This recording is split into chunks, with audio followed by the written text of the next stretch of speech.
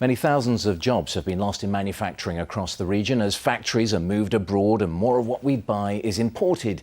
In places like Stoke-on-Trent, it's estimated that almost 1 in 5 private sector jobs have been lost in the past decade, the majority of them in manufacturing. It's a key issue in the run-up to the general election, as our business correspondent Peter Plisner reports. Think of manufacturing in Stoke-on-Trent and you immediately think of the ceramics industry.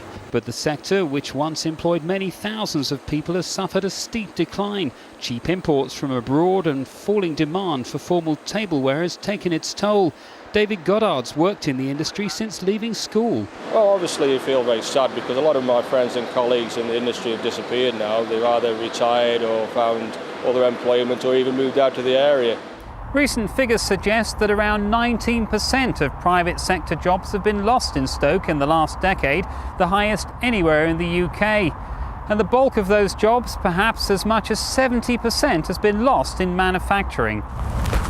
Business leaders who've watched as the number of derelict sites has increased want policies from the next government that will halt the decline. We'd like to see any new government taking notice of Stoke-on-Trent.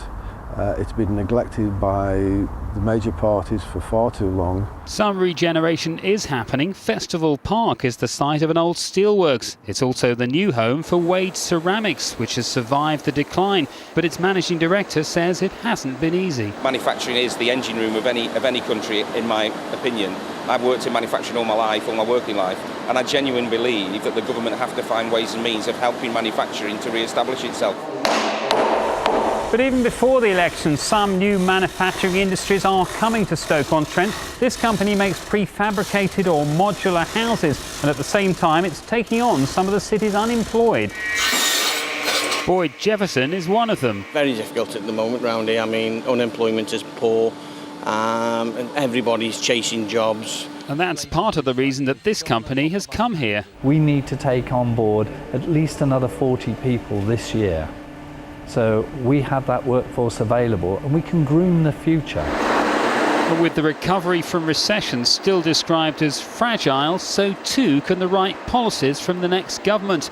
On tonight's Midlands Today, we'll be hearing what the political parties are proposing to make things better. Peter Plisner, BBC Midlands Today in Stoke-on-Trent. Well, for a full list of candidates who so far said they'll be standing in Stoke-on-Trent's constituencies, log on to the BBC's Election 2010 website.